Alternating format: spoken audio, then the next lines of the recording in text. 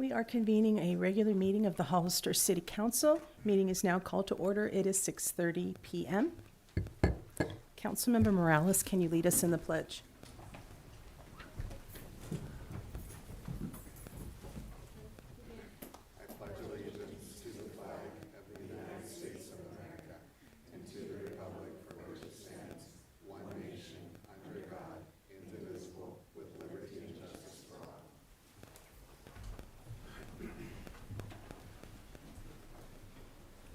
City Attorney, do we have any reportable action from closed session? No, there's nothing to report.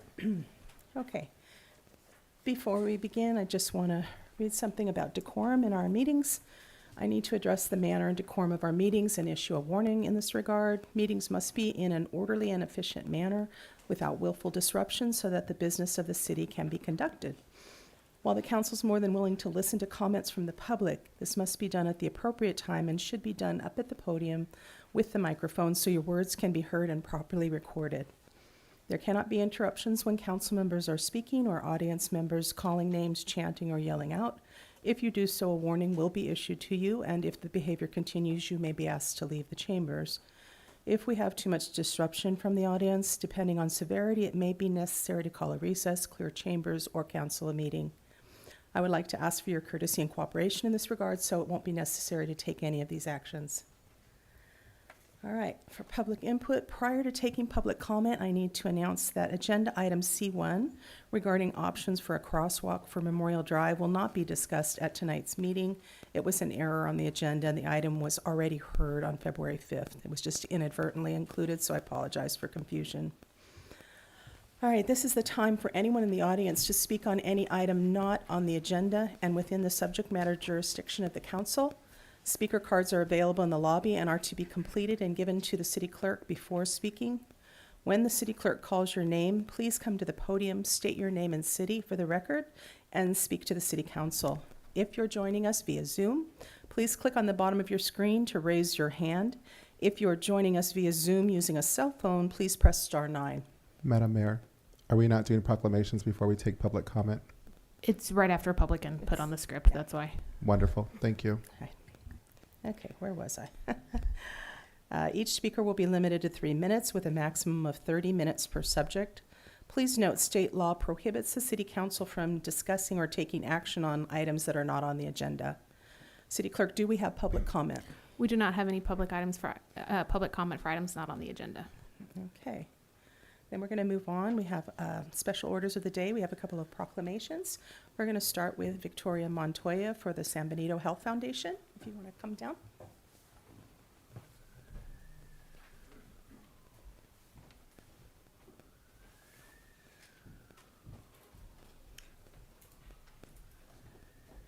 Okay. Yeah, make sure I give you the right one here. There we are. So this is for you. All right, I'm going to read the proclamation. So this is for San Benito Health Foundation. It's the whereas Give Kids a Smile was created by the American Dental Association as an initiative to give free dental care to children of underserved populations.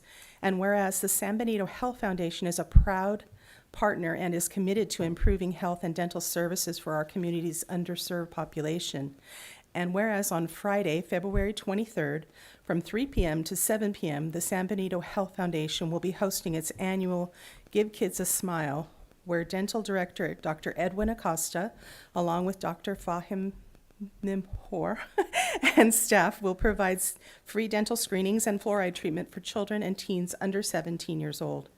Now, therefore, I, Mia Casey, Mayor of Hollister, on behalf of the entire City Council, do hereby thank the San Benito Health Foundation for their ongoing efforts and commitment to the City of Hollister and the community. Thank you. Thank you. Did you want to say something? Yes, I just want to encourage anyone who is interested to visit our clinic. Feel free anytime, and especially on that day. Well, thank you. Thank you. All right, let's got one more proclamation for Black History Month. And Janessa, I think you were going to come up, although you're all welcome to come up if you'd like. So I'm going to give you this. So first, I just want to recognize there's a group that's actually put several events together, and I wanted to recognize Janine Riddle, Anita Saurenhaus, Pamela Brown, Jenna Rice, Denise Black, Star Bracamonte Law, and Janessa Law for all of their efforts, and I want to read the proclamation to you. Whereas the City of Hollister takes pride in recognizing February 2024 as Black History Month to honor the actions, words, and achievements of Black Americans who have contributed to the success and prosperity of the United States, and whereas through literature, music, architecture, dance, film, and every conceivable medium in between, Black artists and intellectuals have used their talents to honor their heritage, educate and inspire, and open minds and hearts. And whereas Black History Month commemorates, celebrates, and thanks Black Americans for their innumerable achievements and contributions in academic pursuits, business, fine arts, political action, science, and more.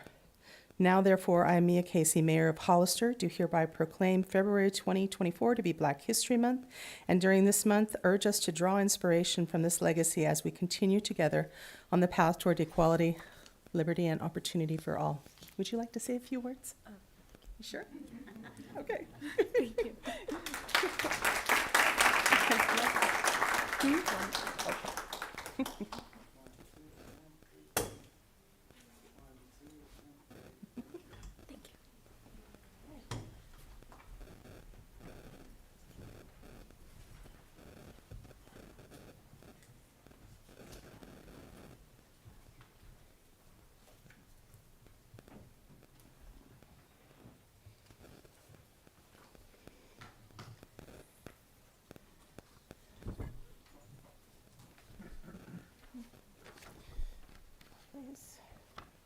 Oh, sorry, lost track.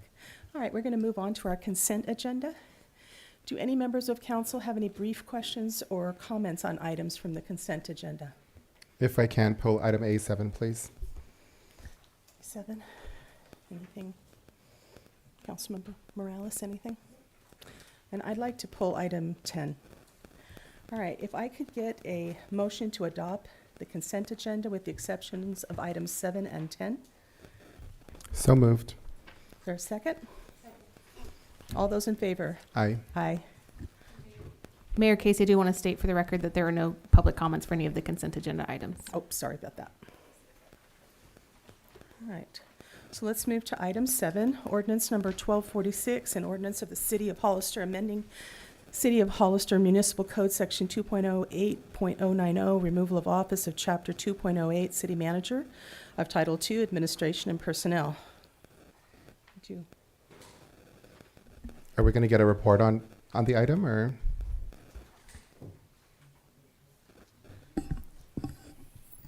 Yeah, the purpose of this ordinance amendment is to change the number of votes required to remove the city manager from his position, right, without cause. So for cause would still require a 3/5 vote of the city council, but without cause would require 4/5 vote. And that change is in alignment with the city manager's current contract. Thank you. So First, I want to go on the record by stating that City Manager David Marioni is the best city manager that we've had, that I've ever had the pleasure of working with since my time here. I just want to state that publicly. I am the senior most city council member here, and the staff that we have now, because of Mr. Marioni, is superb and the best staff that I've ever had the chance to work with. So I want to get on the record and state that. However, when it comes to this item, and I've discussed this with my colleagues, I've discussed it with David Marioni, I have not stated it publicly, I think it sets a bad precedent for any city manager that is coming to our city and getting a 4/5 vote rather than what's traditionally been a 3/5 vote here. So I cannot support this moving forward. And because of that, I don't know if now is the most appropriate time to speak about it, or we can talk about it later. Because it doesn't really match up with his contract, city attorney. I can look at that and make sure that, so you're saying that what the ordinance is proposing does not align with his current contract? No, because I can't support it, then it's not going to align with his contract. Right, and so because he has a contract that will take precedent over the ordinance. He's protected. Right, and Got so it's just any future city manager that would be subject to that. Perfect. Thank you for that. Councilmember Morales, do you have any comments on that? No, the contract should align with what we have, so I'm in support.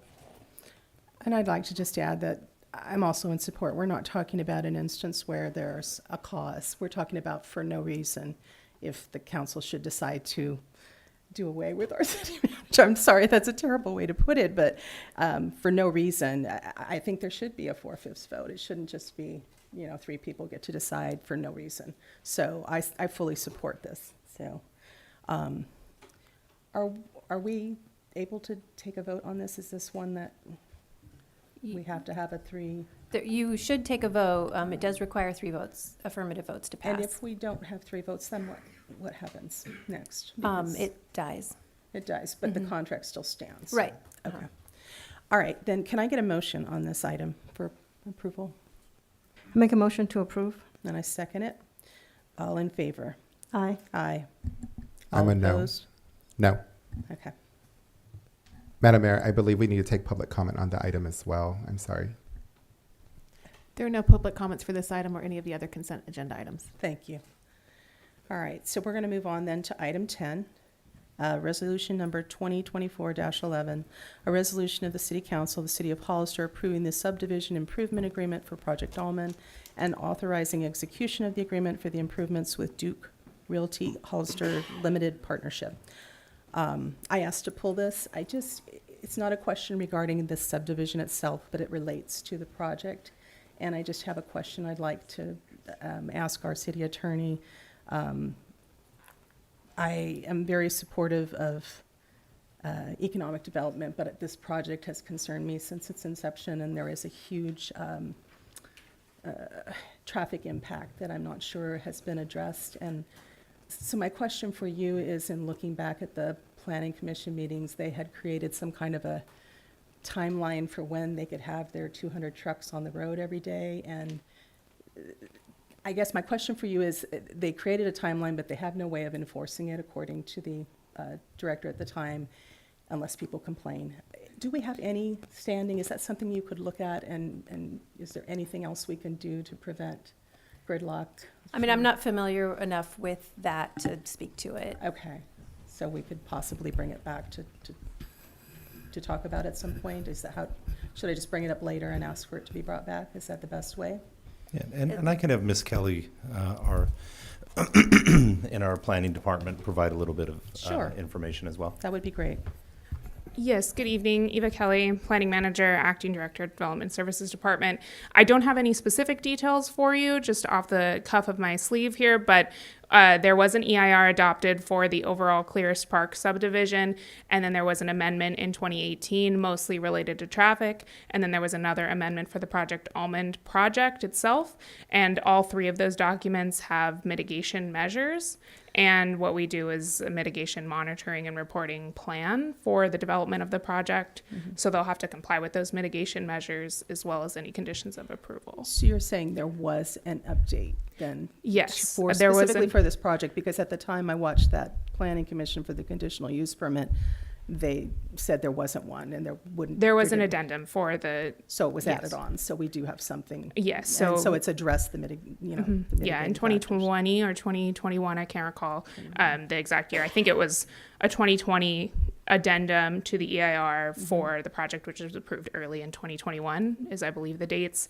That 2020 addendum addressed the Project Almond specific traffic impacts as it related to the previous addendum as well as the 2000 EIR, and had a specific traffic analysis for the project. So what was the agreement with them as far as not having trucks on the road during rush hour traffic?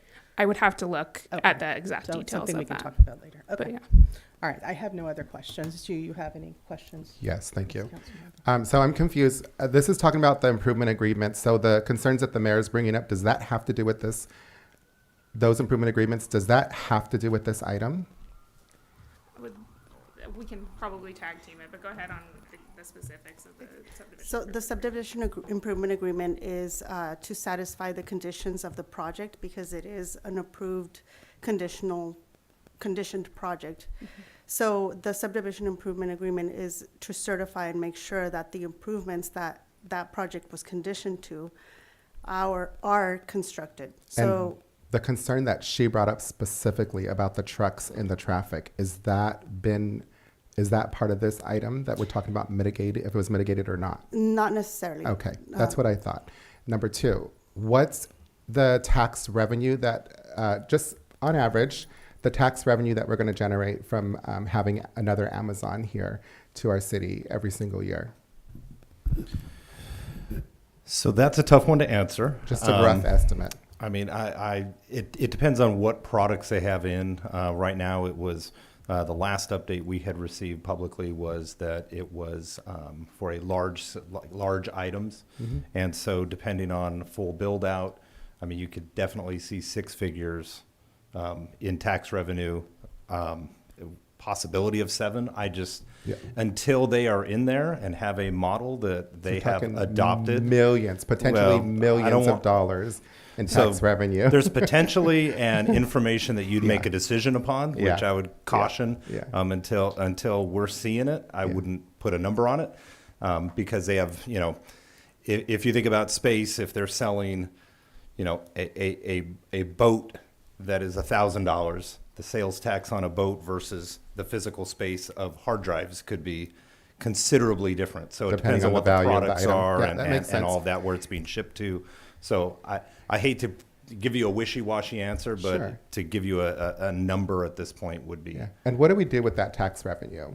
So that tax revenue would go into the general fund. Fix the roads, staff our police, our fire, make sure our city's nice and safe, parks, all Yes, that type all of of that stuff? is general fund. Okay. With the roads, we do have a series of other funds, Yeah. but at times general fund is used as Okay, well. I just wanted to make sure. So yeah, this is critical that we get this approved. It sounds like the concerns that the mayor brought up were addressed potentially, but she's right. She never did support this item.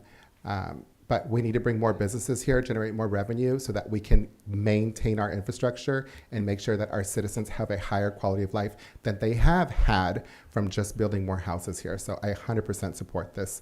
Looking forward to hearing from the public. Thank you. Councilmember Morales, do you have any comments?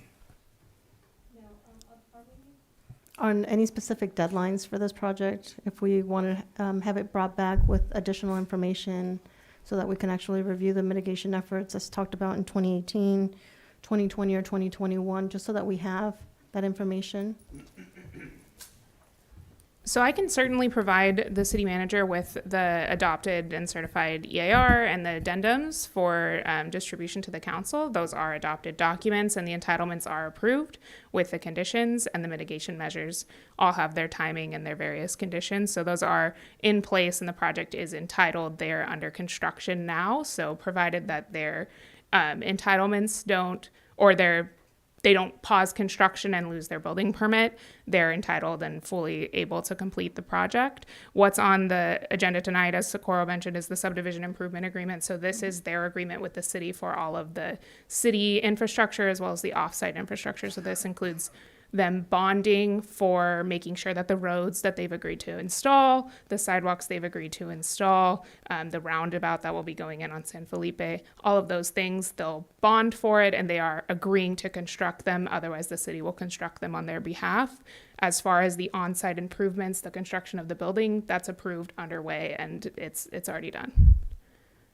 So the timing, as far as conditions, any mitigation measures, those are still in place. The vast majority are completed because they're at that stage in the project, but there are conditions such as paying impact fees and those types of things that are done at final occupancy. So there's still that step in the building permit process. And then those entitlements do run with the land. So you have your code enforcement efforts as far as if there's non-compliance with any other sections of the code or your conditions of approval in the future.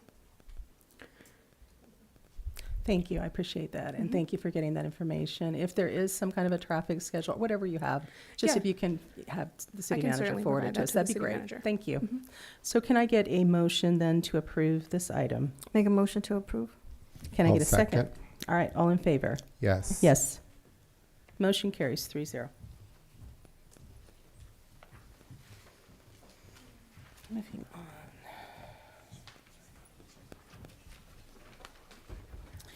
So we're going to move on to public hearing.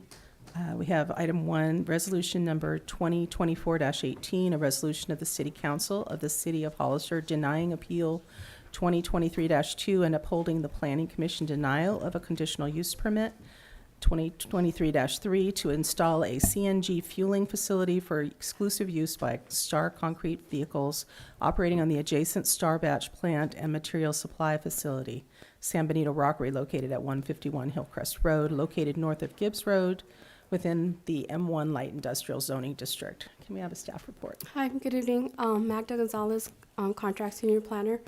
I have been informed that appellant wasn't able to attend today and is requesting a continuance. Since we did notice this item, I will defer to the city attorney as to what we should do next.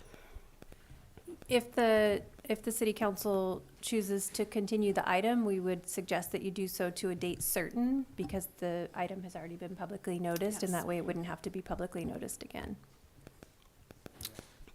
Yes, Councilmember. Thank you. Question, do they have to be here for us to hear the item and to make a decision on it tonight? They don't have to be here, but typically with a public hearing that relates to a particular party's property rights, it is a good idea to have them available to make comment if they wish. So, because a public hearing is for all parties to present their sides. Which was publicly noticed, but they chose not to come. I'm not sure why they didn't attend. Yeah, do we know why they're not here? We do not know. Okay, I'm definitely in support of the bill. That's why. Yeah. Again, I just said I want to support commerce and business and help businesses grow here. So I'm definitely in support of it. I'm willing to move forward without them being here, in support of it, and after hearing the public comment. Thanks. Councilmember Morales, what's your thoughts about continuing? I'm in favor of, if the applicant is the one requesting for it to be moved, then I would respect the applicant's request, and I would say then date certain would be our next available date, or in consultation with the applicant. I'm inclined to agree with Councilmember Morales. City Manager, when do you think this could be brought back? Well, I'd have to chat with the clerk. We're going to have to rerun the notice in the paper. Will we have to? Not if we announce tonight to a Okay. date certain. So if we can pick that date right now, then you wouldn't have to. I mean, as far as the work, it's done. So, I mean, if we don't need to do that, we could just scoot it to the next meeting. When is our next meeting? What would The that March date 4th. be? March 4th. March 4th. So what is the will of the council then? I think we've got two willing to continue it. So is that And that's sufficient. for sufficient? this item. Okay, so we're going to continue the item then so that the owner can be here. Do we need to take public comment on it? Do we have any public comment on this? We don't, but we're not doing the public hearing right now, so it's So we just being don't take continued comment to on it. March 4th. Okay. Do we need to take a formal vote on it? It's not required. Okay, perfect. Thank you. Okay. I'm going to move on to item 2, resolution number 2024-19, a resolution of the City Council of City of Hollister authorizing city manager to act as the certifying officer in order to certify the finding of no significant impact, sign any other related documents, and transmit the FONSI to the Department of Housing and Urban Development pursuant to the National Environmental Policy Act for the Eden Housing Mimosa Street Investors Affordable Residential Development located on Lot 100 in the West Fairview Specific Plan Area. May we have a staff report? Good evening. I'm going to try to be very brief. This is for the Eden Housing Project located in West of Fairview, shown on the light blue rectangle on your screen. The project has been approved. The Planning Commission approved a site and architectural review for the construction of a 100-unit multifamily affordable project within West of Fairview. It's to be restricted to affordable incomes for families and farm workers for a period of 55 years. After the project was approved, the applicant applied for project-based Section 8 vouchers for the development for HUD, and HUD requires that we prepare environmental review under NEPA to review the project in order to release those funds. So, as required, an environmental assessment was prepared, and based on what the environmental assessment determined, staff determined that a finding of no significant impact was appropriate for the project. NEPA requires adequate noticing of the FONSI, but doesn't get into specifics. So staff followed our normal review requirements for CEQA. We received 2 comments on the FONSI. Both were unrelated to the FONSI.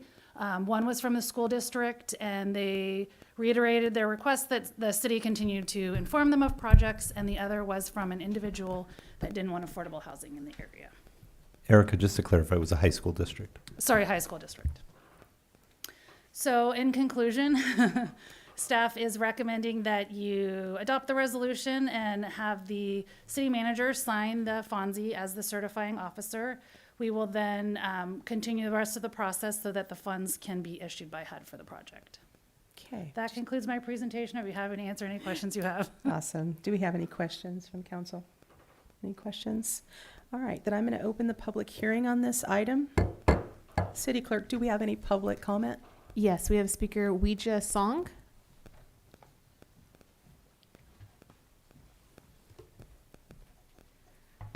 Hi, good evening, Honourable Mayor and City Council members of the City of Hollister. Thank you for taking the time to see this item today, and I want to say a big thank you to Erica for all the hours she's dedicated to working with us to bringing more affordable housing to the City of Hollister.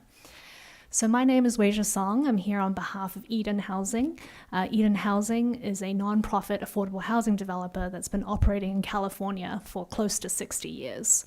We currently serve over 22,000 low-income residents throughout the state of California, including here in the city of Hollister, and we're hoping to bring 100 new units to the city. The West of Fairview Affordable Project will be 100 units of low-income affordable housing for farm workers and families. Translated into numbers, 30 to 50% AMI, families would be earning, a family of 4 would be earning less than $55,000 a year. So these are critically needed affordable units. We've also secured these very important project-based vouchers that will make the project financially feasible. And in supporting this resolution today to adopt the environmental assessment and the FONSI, we'll actually officially be able to accept the land donation from Ward Homes and hopefully move forward with construction. So I hope that you will support this request today. Thank you. Thank you. Mayor Casey, those are all the public comments for this item. All right, I'm going to close the public hearing for this item. All right, so let's open this up for any deliberation. Councilmember Resendez. Thank you. I wasn't going to speak. I'm 100% in support of it, but after hearing you speak, I just want to say thank you for coming out here tonight. We look forward to continuing our partnership and working with you. We desperately need affordable, AKA critical affordable housing units here, and we'll do anything we can to make that possible. And I've got to say, I'm pretty disappointed that the high school would oppose this in any way. So thank you for being here tonight. Councilmember Morales. No questions, ready to vote. I just agree with Councilmember Resendez. Thank you so much for coming out and for all the work you do. I'm well aware of Eden Housing, so I'm glad you're partnering with us, and I'm looking forward to seeing that get built. So I think if there's no further discussion, can I get a motion to approve this item? Motion to approve. Is there a second? Second. All those in favor? Yes. Aye. Motion carries 3-0.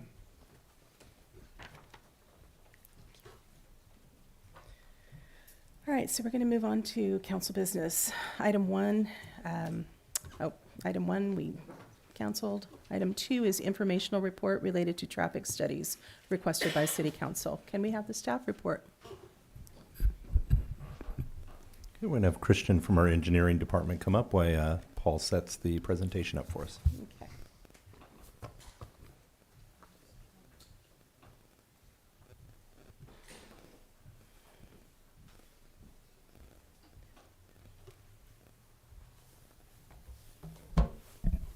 Good evening, Mayor, Council members.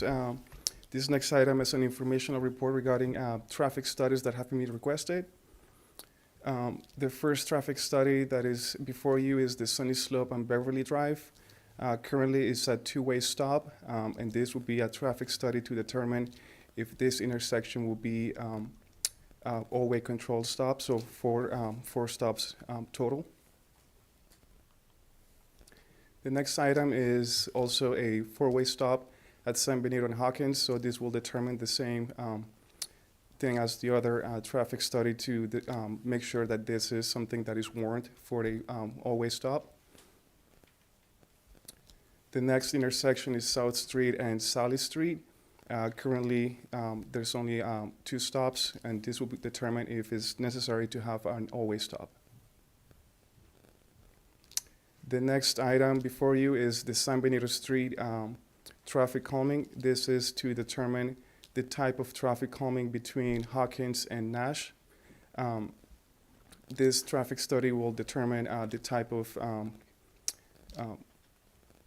improvements that will be installed on San Benito Street in order to do the traffic calming.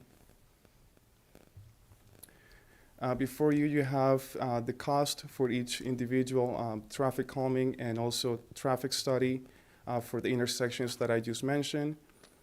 City staff is requesting direction from council as to which projects or which studies they would like to see the city move forward with. I would like to note that city staff is not recommending to conduct the traffic calming study on San Benito, at least not at this time, for several reasons. One of the main issues is that currently there is a lot of infrastructure that needs to be updated, such as the water line, the sewer line. There's a lot of issues with drainage at some of the intersections. So rather than moving forward with some type of traffic calming, which will require to do surface improvements, the city would like to wait until later on so that we could put together a project that will update the infrastructure and then see if there's any traffic calming that will be required. I would also like to note that there was a traffic study that was conducted in 2020 or 2021. I can't remember exactly which of those, but I believe it was 2020, that indicated that there was no speeding on San Benito Street. The average speeds were 33 miles an hour. The current speed limit that is posted out there is 30 miles. The city is currently installing additional speed limits along with the speed feedback signs just to mitigate any of the speeding that is happening. But according to the study that was done back then, there wasn't any speeding to be amended at this time.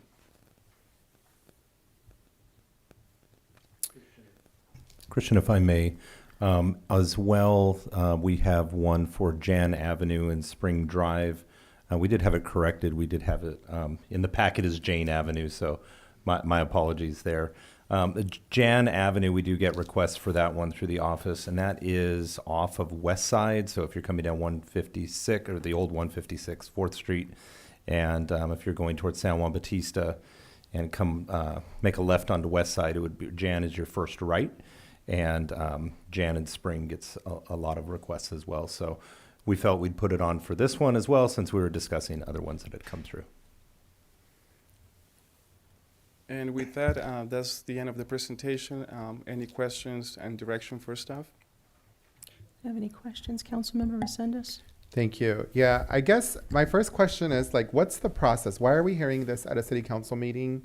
I thought we had like discretion to like get them to you and then do traffic studies, or did that change? I'm not 100% sure why we're hearing it here tonight. Well, many of these came through consensus at the end of the meeting, and so we brought them all forward in their totality. Got it. Okay, thank you for that explanation. And then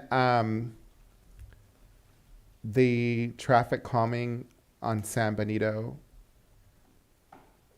Well, we can do the study. I understand the concerns about the infrastructure. I'm assuming it's coming from your department, but we can still do the study. It doesn't mean we don't have to do we can do the improvements later. But we can still do the study, right? Correct. Yeah. Okay. Yeah, we can go forward with the study. This is one that we've had. I mean, there was an accident out there, I don't know, a handful of months ago. We had a lot of, I think all of you received input from the community. We did in our office as well.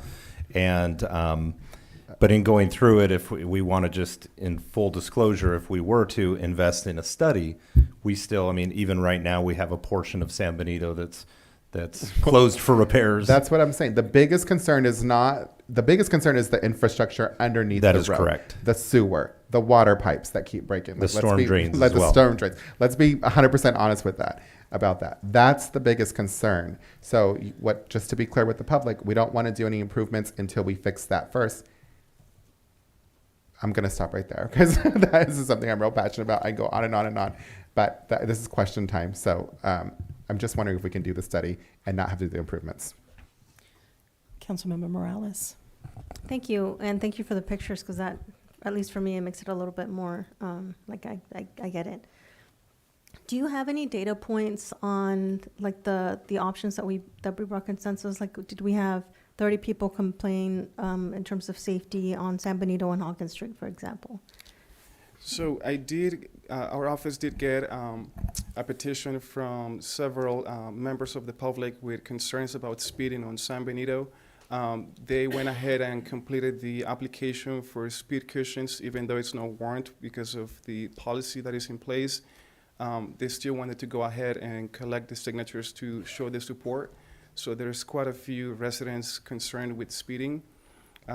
However, as stated before, according to the study that was done a couple years ago, it didn't seem that there is actually speeding happening on San Benito.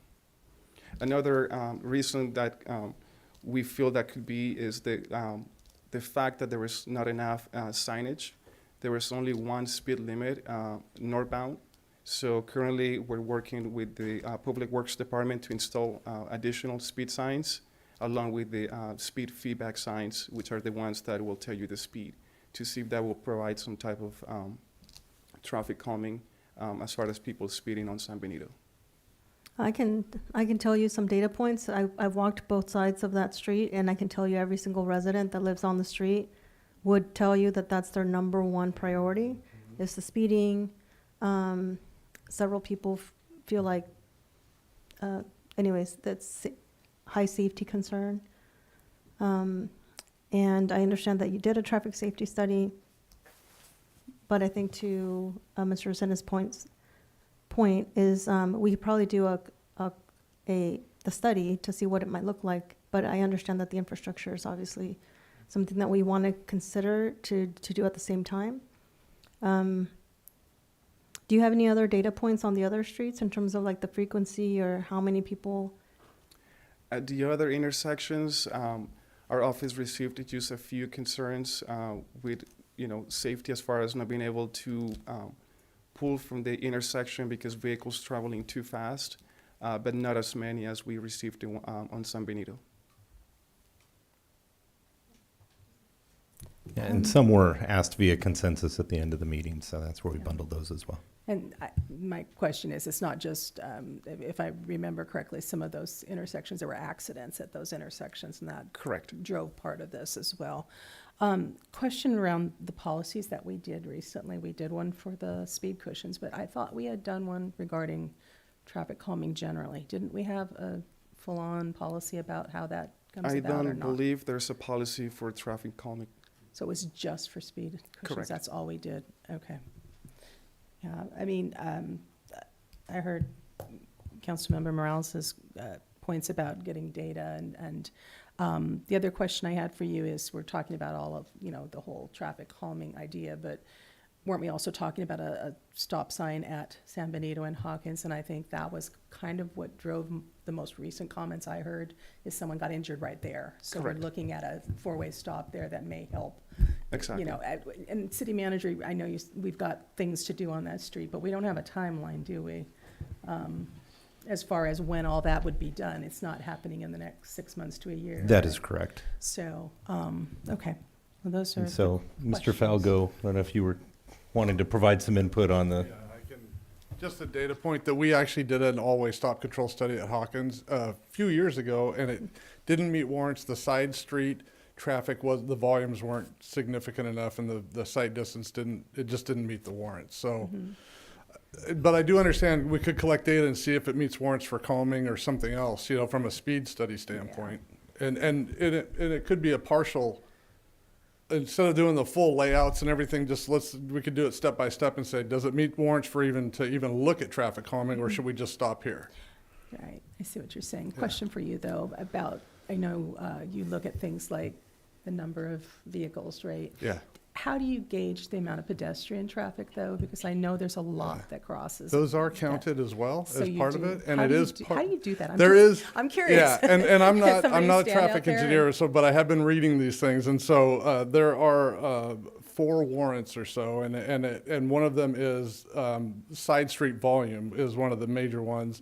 If the stop side streets have enough volume, including pedestrian and bicycle, then that counts towards meeting the warrant for an all-way stop.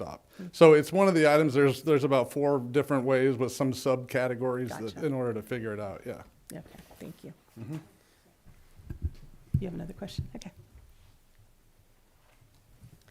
So some of the concerns I've heard is, the speeding, but really the concern, at least in San Benito and Hawkins, is that people just are not paying attention. And so they don't necessarily have to be speeding. People felt like trying to cross the street, trying to walk their dog, that people are just not, and I know that you can't control that. You can't control, people's behavior that way. But is there anything that can be done to just address the safe? Because it's really much like, hey, I don't want to get hit by a car, whether it's at 25 miles an hour or 45 miles an hour. I just don't want to be hit by a car. So the only thing that I could think of is there's currently a striped crosswalk, which is not a high visibility crosswalk because it's not in proximity to the school. It is close to the school, but it doesn't meet the criteria to be close enough to be a high visibility crosswalk. We could definitely take a look to see if we could do some type of pedestrian crossing with the flashing beacons, but that's obviously something we'll have to look into it. Yeah, at least for that, if we can explore that option, that would be what I'm asking for. And that brings me to another question. So you said high visibility. What's the difference in crosswalk? What do you do that's different that makes it high visibility? So one of the things is the color of the striping. So if you're within 500 feet of a school, it has to be yellow. Okay. If it's past the 500 feet, it could be white, or it has to be white. There's also the reflectors that you put on the ground, which is not the ones that you see on 4th Street, but it's more like just to make it more visible, and so that when somebody's Gotcha. crossing, the cars are easier to, or the people driving are easier to visualize somebody out on the street. Okay. Do we have any more questions, or can we take public comment now? Take public comment? Do we have any public comments on this? Mayor Casey, there's no public comments for this item. Okay, so let's have a little more discussion. Councilmember Resendez, what are your thoughts Thank on you. this? Quite a few, I'll be honest with you. So I don't live in all of these. The only one that's in my district is Jan and Spring, and I can tell you that over the years I've got a number of phone calls specifically about that one, specifically about the kids that are going to HPS. And I know that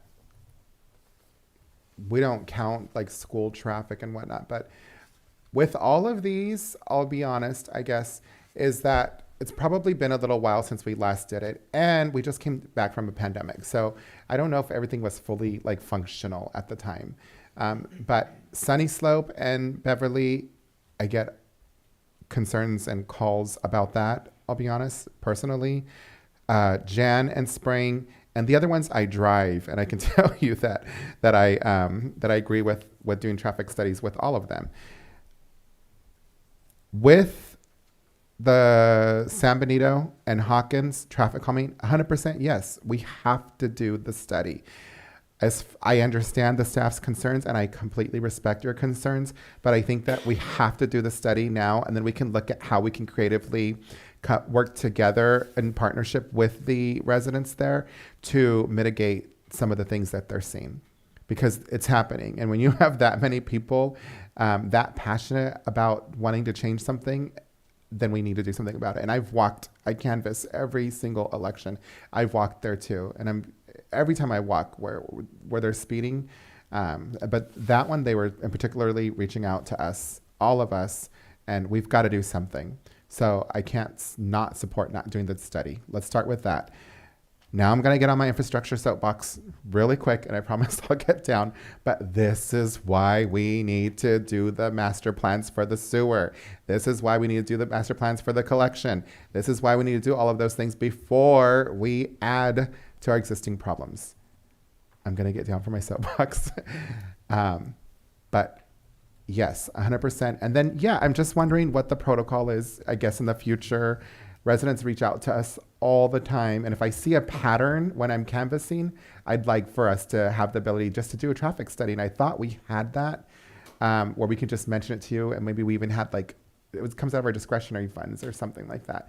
But I'd like for us to have that ability so we don't have to bring it here. But let's get the studies done. Let's get the results done. And then let's do something or not do something about it and go on the record about that. Thank you.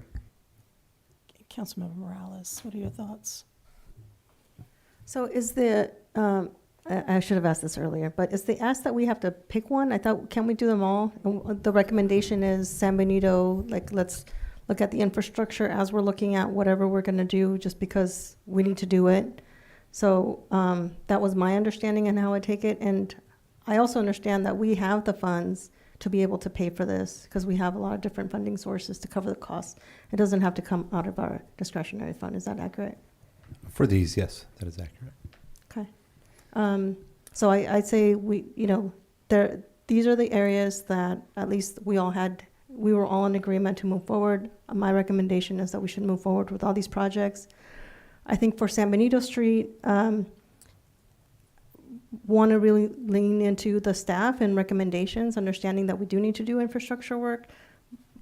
But I think in just walking several times and talking to the residents, that is their number one concern. And the concern, it may not be very clear, black and white, it may not be speeding, but I feel unsafe.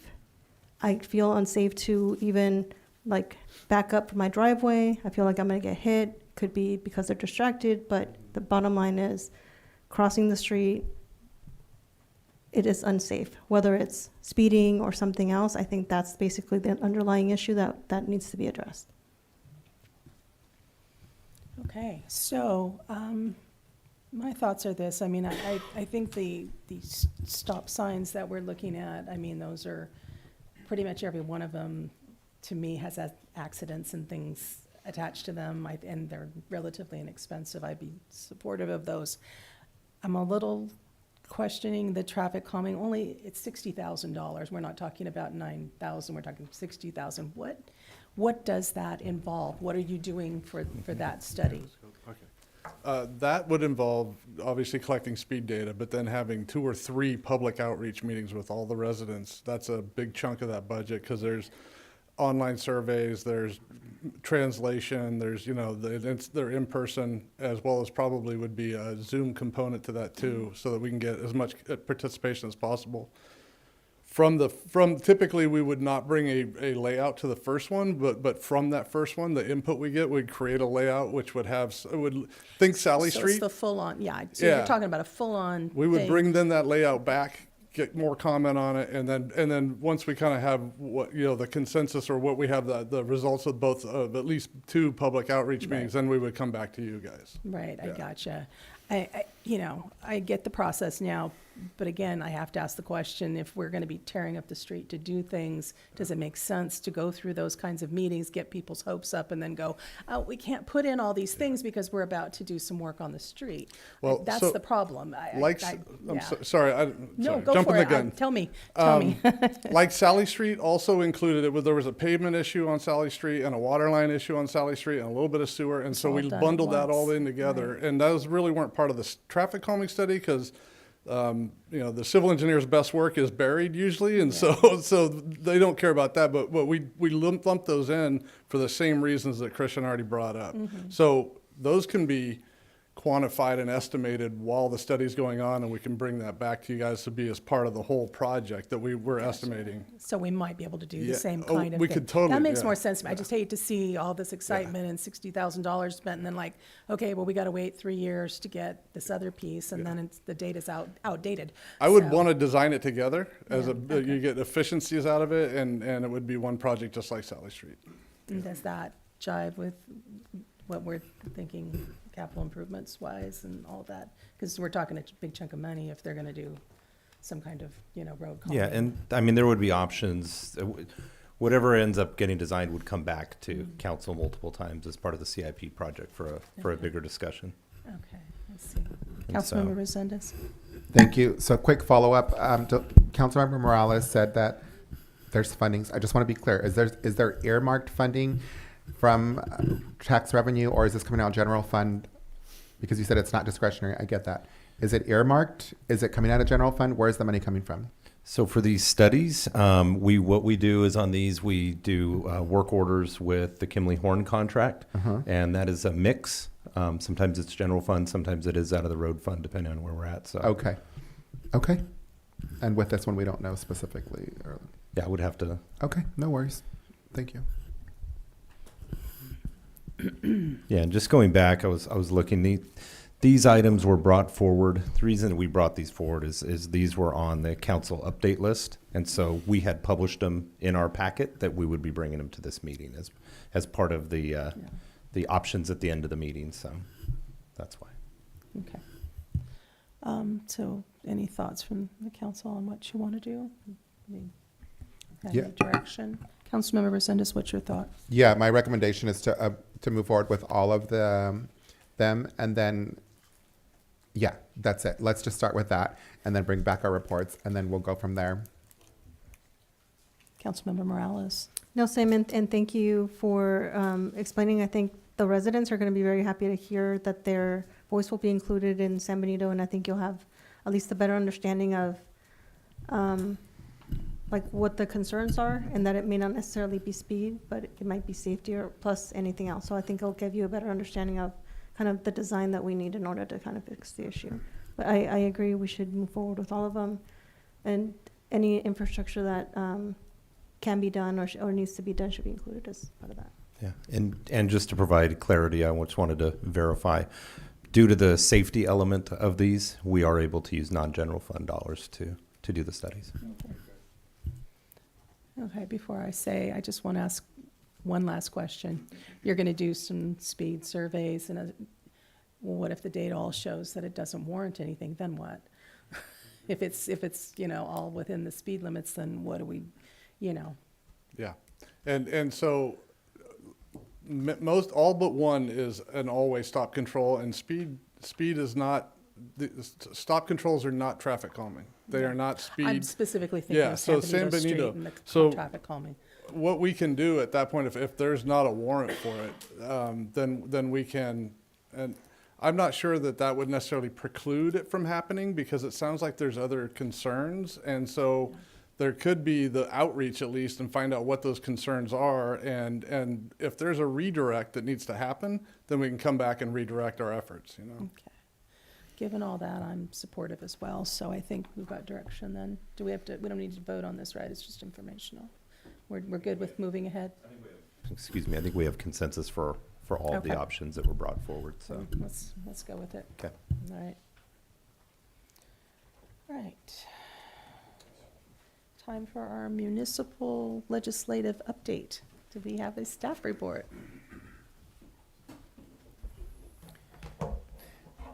Mayor Casey, council members, my name is Rob Lamelli with the City Attorney's Office. I'm glad to be back and giving you your newest quarterly municipal legislative update. There aren't too many things on the agenda, so it should be fairly quick. We'll start off with local government. We're first looking at Senate Bill 386. Senate Bill 386 introduced significant amendments and additions to the elections code, aiming to refine and enhance the electoral processes within the state. It was sponsored by Senator Josh Newman, and the bill received bipartisan support. Key aspects of SB 386 include modifications to the statistical sampling method for verifying signatures on petitions, adjusting the required content of ballots, and imposing additional duties on local elections officials. The bill notably repeals certain requirements for ballot instructions in presidential elections, streamlining the content to presumably make ballots more accessible and easier to understand for voters. One of the pivotal changes introduced by SB 386 is the adjustment of procedures for the examination and verification of signatures on electoral petitions. It allows for the use of statistical sampling to ascertain the validity of signatures with specific thresholds set to determine when a full verification process is necessary. This is intended to expedite the verification process, making it more efficient while maintaining accuracy and integrity. Part of SB 386 also requires part of the inclusion to enhance transparency and accessibility regarding municipal election. It also requires city elections officials to post and publish notices about nomination papers, including details about the offices to be filled, the availability of nomination papers to incumbents, and the impact of redistricting on incumbent eligibility. The measure ultimately aims to improve public awareness and participation in municipal elections. Moving on to Senate Bill 29. This was sponsored by Senators Steve Glazer and Rosalise Ochoa-Bowe. SB 29 codifies a political reform education program, or PREP, in statute, authorizing the FPPC to establish and administer an educational program for individuals who violate the act as an alternative to administrative, civil, or criminal penalties. The program aims to educate violators with little or no experience with the Political Reform Act, offering a rehabilitative approach rather than punitive measures. Moreover, the bill allows the FPPC to charge a fee for participation in PREP with the stipulation that it not exceed the reasonable cost of administering the program. It also mandates filing officers to waive late fees for individuals who complete PREP or were unable to file timely due to serious illness or hospitalization.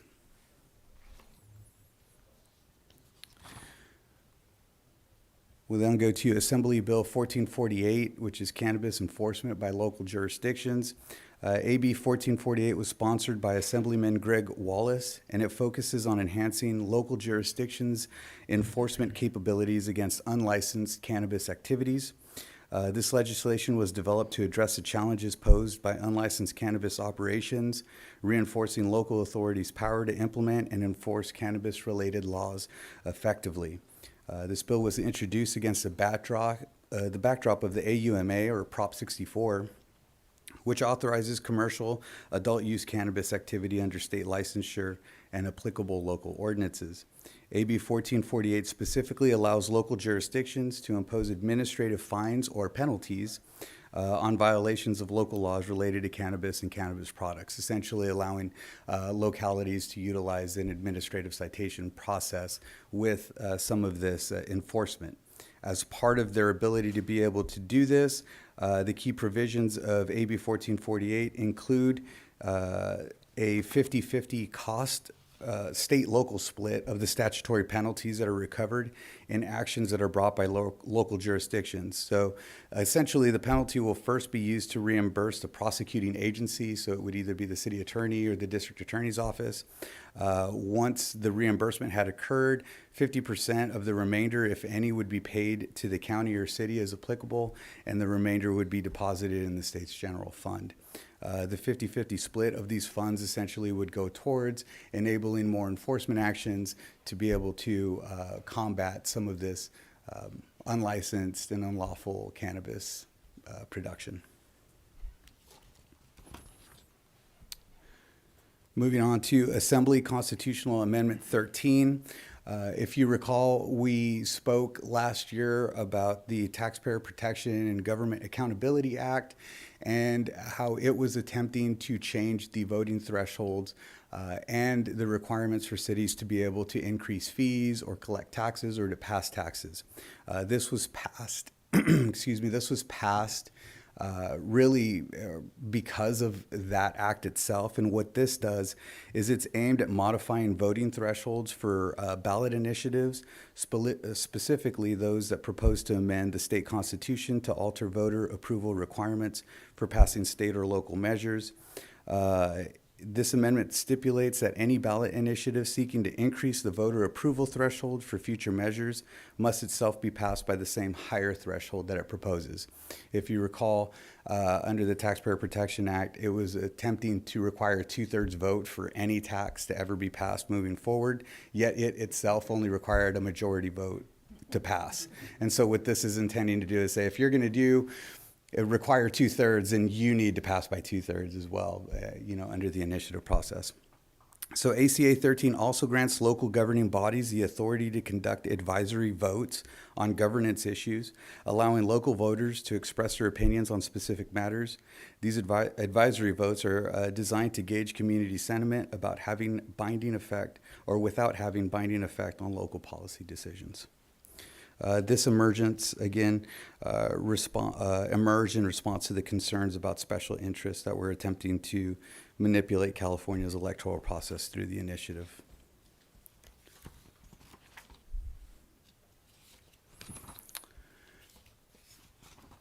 We briefly did discuss Senate Bill 553, which was the Occupational Safety, Workplace, and Violence Prevention.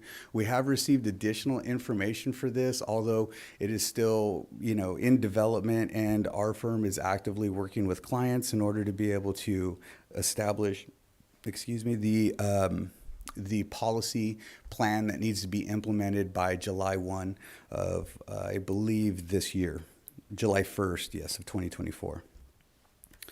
And so, in addition to that, we've gotten additional information about what a plan or what these workplace violence prevention plans have to include.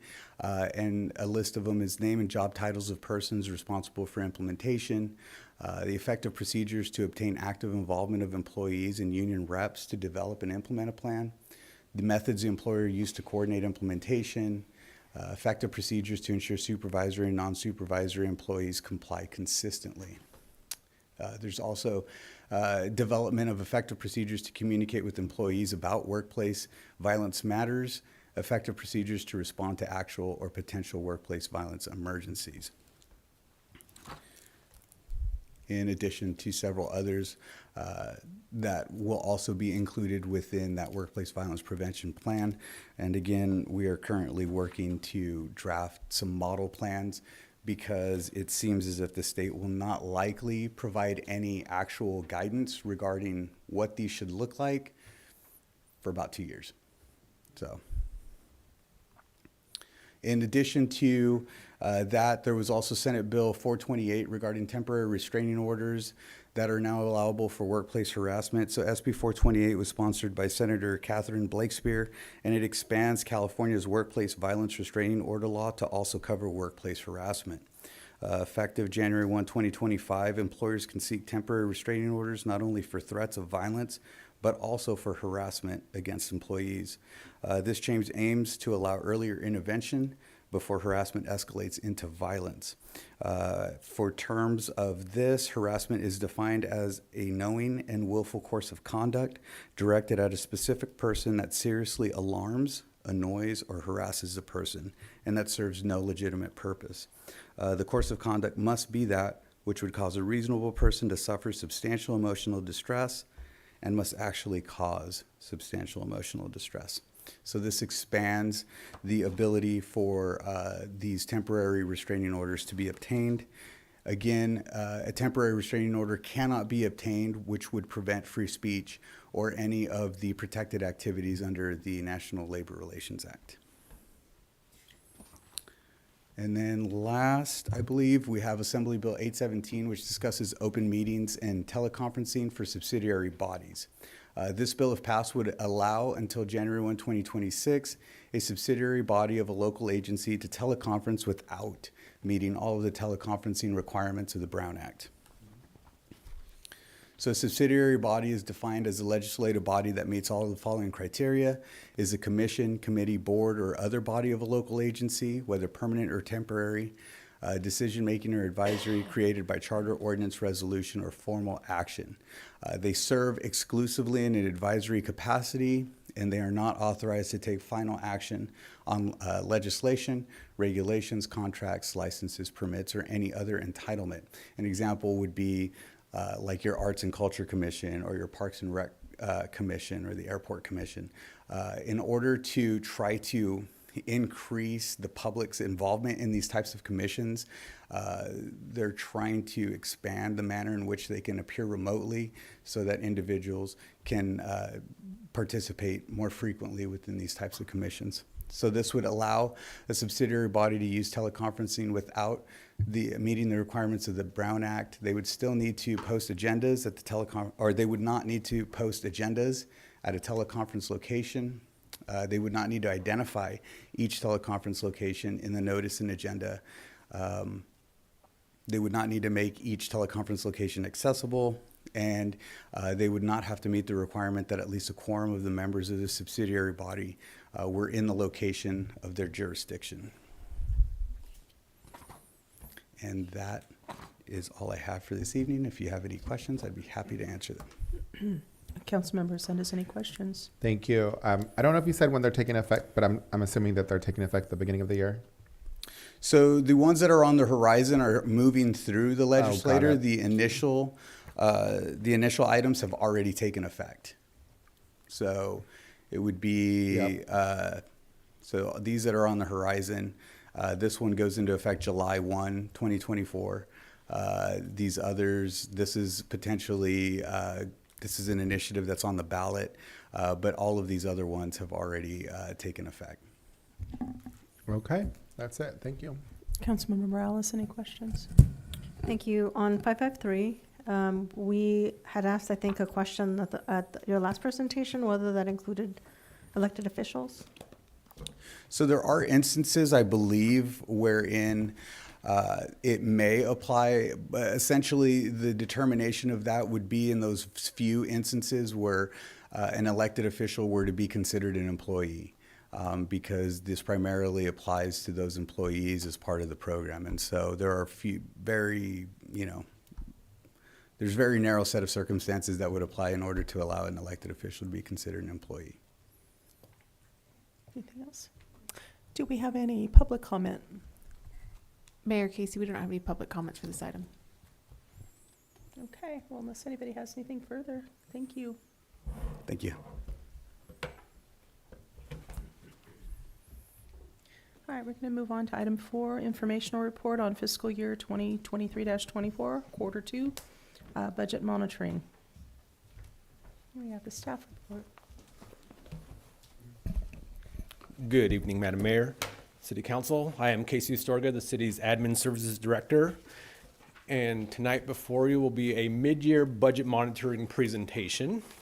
And I'll be providing the presentation. We have City Manager David Marioni to add to it, as well as all members of the departments are here if there's any specific questions for us today. And I have the clicker. So tonight's staff's recommendation is for the City Council to receive the informational budget monitoring update for quarter 2, which is also known as mid-year, for the current fiscal year, which is 23 through 24, and provide feedback or direction to staff. Again, the fiscal year starts on July 1st, 2023, and ends on June 30th, 2024. Our second quarter analysis looks at a 6-month period or the middle of the year. So you'll see it noted throughout the presentation and in the staff report as both mid-year or Q2 for the second quarter. Our city's fiscal and budget policies require staff to provide this quarterly update to the City Council, which is part of what we're doing here tonight. And through this analysis, there's an aspect of it being a science, looking at the actual data, and certainly the art side of understanding what is meant by that data. And that's where we're having the conversations with our departments of how actual revenues and expenditures are trending against our adopted budget. You'll see this noted as a year-to-date or YTD data in the reports.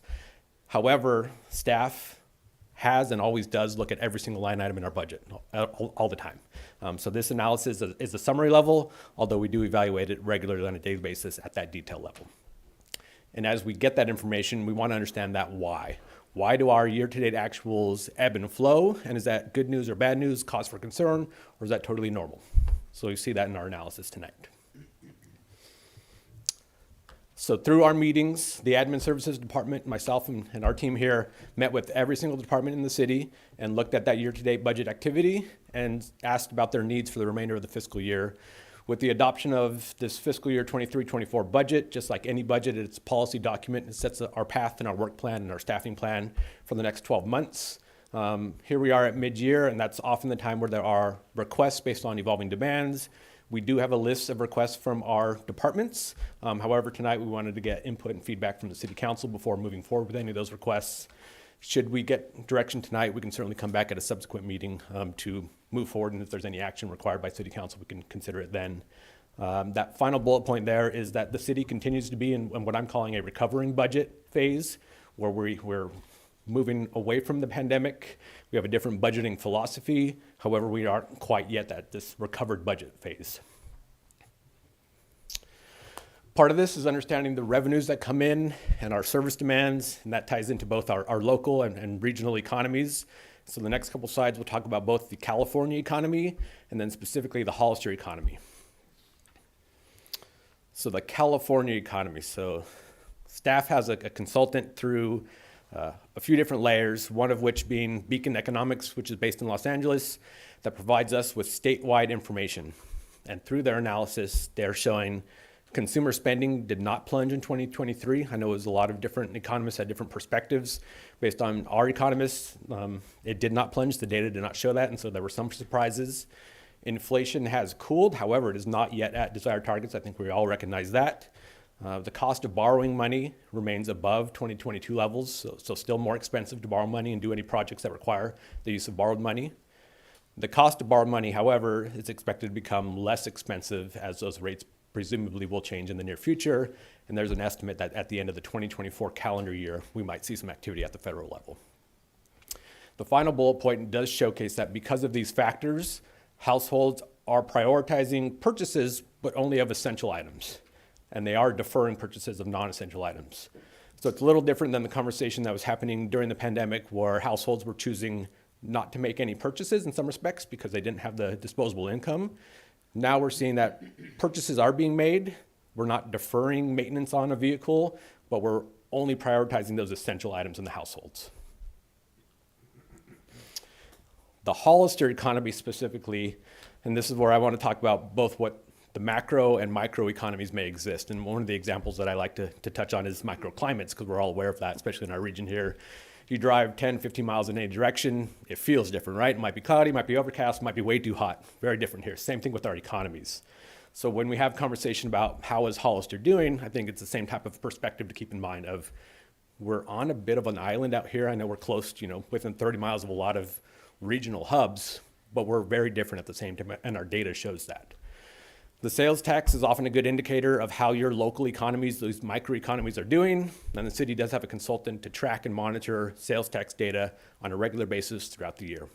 Staff does meet with that consultant. They are HDL. We meet quarterly to look at all the activity, every single business here, the clusters, the regions throughout our community, and how is a certain, how's downtown doing, how's Hollister Farms doing, how's these certain regions doing.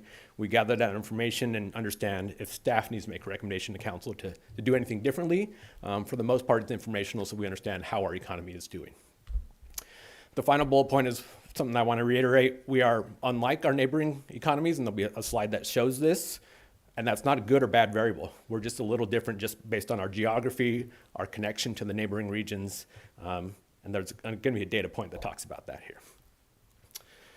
So this is essentially what we're calling the Central Coast. So our consultant in HDL provides this to show our sales tax data, and this is showing quarter by quarter regional sales tax data by county. So San Benito County, which Hollister being the lion's share of San Benito County, we kind of wag the dog in that respect. So we are the green column here. The purple column is what we're calling the Central Coast, which includes Monterey, San Luis Obispo, Santa Barbara, Santa Cruz, and San Benito County. So that purple column is a summary level of what we're calling the Central Coast. So this is a good example of Hollister's microeconomy, where we may hear conversations about someone 30 miles or 100 miles down the road is having a good time or a tough time with their economy. I would caution us to look very closely at the Hollister economy because it might be unlike what's happening in our neighboring jurisdictions. And this is a good example, quarter by quarter regional sales tax. So this is looking at quarter by quarter because with the spring and summer seasons, we want to track spring and summer versus spring and summer, holiday seasons versus holiday seasons. and we see where our neighboring agencies potentially had tough times, where they were in the negative. Hollister in San Benito County was in the positive in the last 12 months. So that's why I just want to emphasize that Hollister is a microeconomy. Again, not a good variable, not a bad variable, but a variable to consider. There are a handful of factors supporting our existing economy. We've worked to stabilize our existing tax base through programs through the City Council, through outreach efforts through staff, but also all of our partners in town to really support our existing businesses, their employees, to make sure that they are getting what they need and that they are successful. We've also expanded our tax base as a city. There are new businesses in town. There are new hotels. We now see the data for those new businesses coming into town. What's highlighted here is we now have a full 12 months of sales tax data for the Hollister Farm Shopping Center. We now have roughly a year for the Holiday Inn Express and Suites that opened in December of 2022. And then as we've discussed previously, Amazon is a stable and continues to be growing presence in Hollister. Also in support of Hollister's economy is our demand for development services.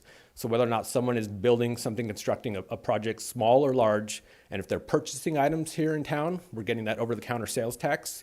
And if for some reason they're purchasing items out of the area, out of the state, quite frankly, and they're having those products delivered into Hollister for that project, we get the benefit of that use tax that's subject to that transaction. So given that information, we have our mid-year summaries and some projections,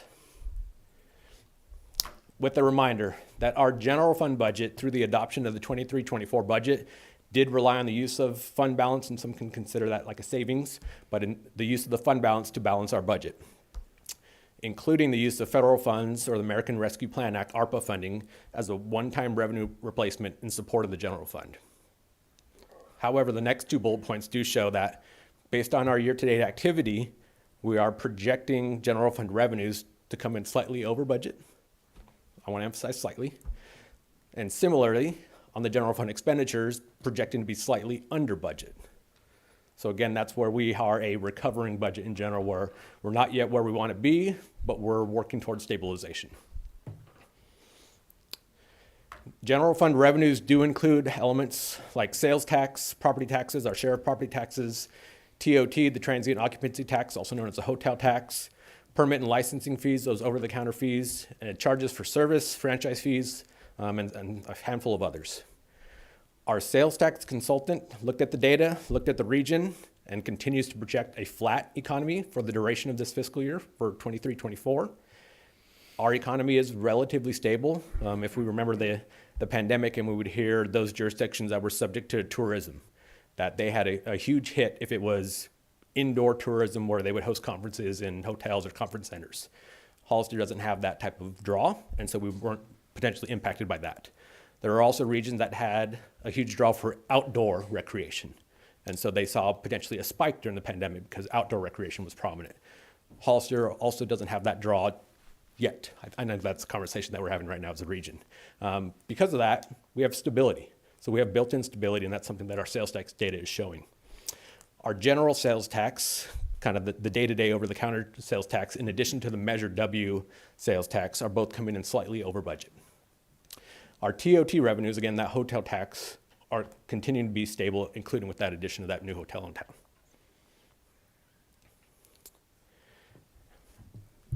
Casey, if I can just hop in. One piece that we're not touching on and highlighting, but I think if you're seeing the news today, just the state budget. You'll hear a lot about the state budget. You have the January budget where the governor releases budget, and then the legislative office will release what their analysis on it. They'll go back and forth. You'll see a May revise, and then they'll work to get their budget through in June. And so originally, the budget in January that Governor Newsom had projected had a $38 million gap, where the LAO had come back with a $58 million gap. They've revised it today to a $73 million gap, so you'll start to hear probably more and more about that. You have articles coming out. On our state side, that's more of discretionary grants that we receive that have come in. Not a tremendous amount of state grants that have come through, so you may hear that, us being a city not running social programs that may receive those types of funds.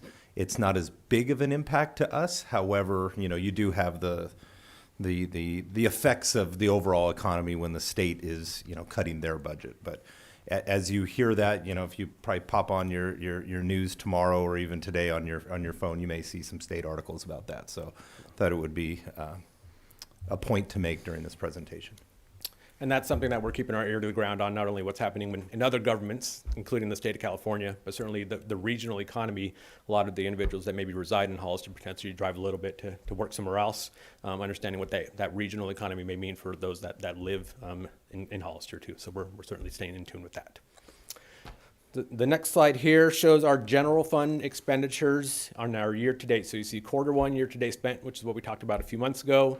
The yellow column, middle of the screen, Q2 year-to-date spent, showing that bottom line total, just over $22 million. You reflect that based on the column titled Fiscal Year 23-24 Adopted Budget of $49 million. And you'll see year-to-date spent is roughly 46% of what has been budgeted. You'll notice there's a note at the bottom of the screen that's saying, based on what we know now, and things may change, but based on what we know now, we are projecting a general fund year-end expenditure spend somewhere between $46 million and $47 million. And again, you reference that $49 million budget, which is my earlier point of we're coming in potentially just a little bit below budget on the general fund expenditure side. So that's the general fund as a whole. The next few slides will talk about our department summaries through the second quarter or through that mid-year period. So the department level data talks about all funds department by department, which is how our budget book was adopted. Easier to read, easier to understand. It gets more technical in nature when you divide all the funds. But at a glance, you can see how a department is doing based on these next slides. And the very different funding sources are called out there. And again, this does cover that 6-month period. I just wanted to emphasize that. And things that could impact the reflection of whether it hits a December 31st timeline or a January, February, March timeline, it's really subject to our accounts payable process and our contracting process. And so you saw first quarter, relatively lower amount of data. If we were 25% through the year, we potentially didn't have 25% of activity. Similarly, so for 6 months of data, it might be a hair lower, where we expect to be 50% through the year. We've accounted for that in our year-end projections at this time, and we'll learn more and more information as we work to the next steps, which we talk about a few slides down. So again, this covers a 6-month period. We'll go department by department here. Admin services, which includes finance, risk, and human resources, with a budget of $3.1 million, all funds. Year-to-date spent at $1.4 million, or 44%. Airport, total budget of $2.6 million. Year-to-date spent $2.3 million, which maybe stands out at that 87% year-to-date spent. But that's reflective of some projects that have already done the lion's share of the work, in addition to our new airport director, which is analyzing their budget, juggling some funds in the right areas, some administrative changes, potentially some recommended changes to the budget at a future date. But that's because we've incurred a lot of those costs through that first 6-month period of the year. Again, that's the why part of the art and science. This is the art side, understanding the why. Our city attorney's costs through our contract with Lozano Smith.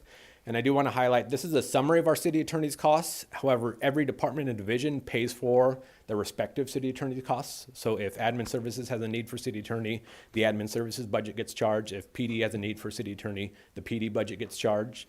So that's where at the summary level through Q2, where we had $750,000 budgeted across the city, we've spent $493,000 year to date. And that does include our agreement with Lozano Smith and a handful of other kind of outside of Lozano Smith. If there's an expert on the insurance side that we need to use their services, that's also included in that total dollar amount. City clerk, where we had $935,000 budgeted. Our year-to-date expenditures are just under $300,000, or 32%. However, we do expect additional costs to be incurred as we approach and get into election season. City council budget of $660,000 budgeted, $183,000 spent, roughly 28% of your budget.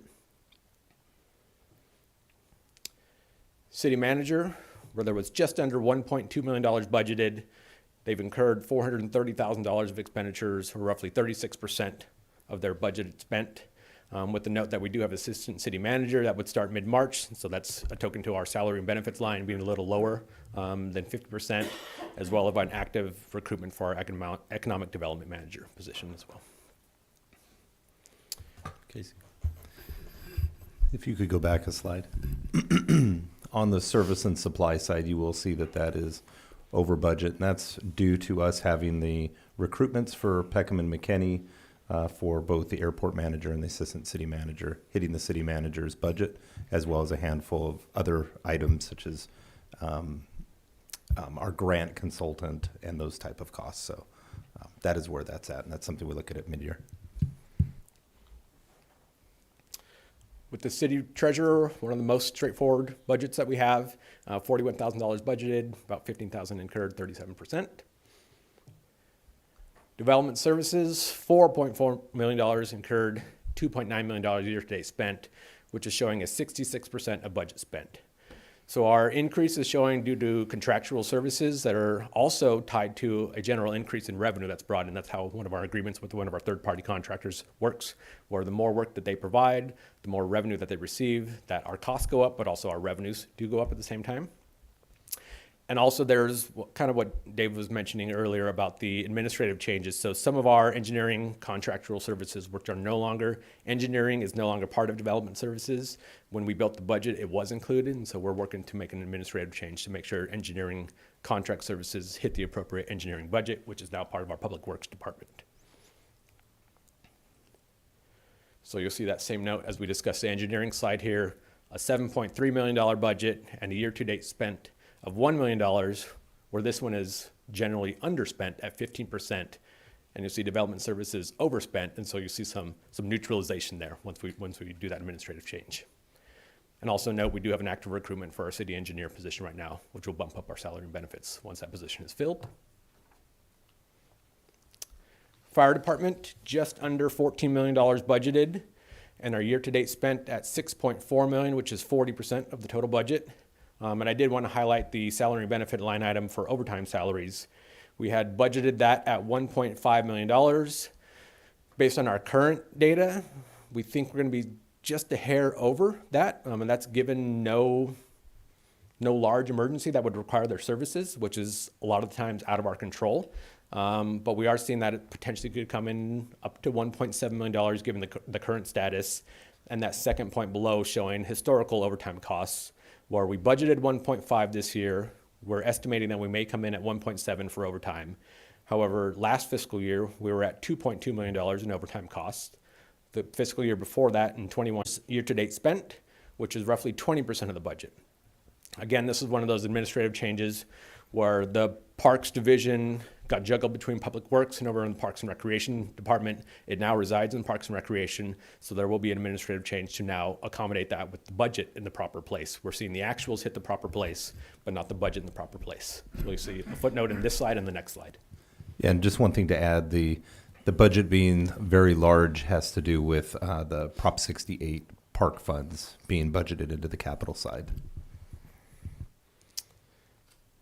For the police department, just under $15 million budgeted, about 6.7 year-to-date spent, which is roughly 45% spent, generally on target, just a hair below budget.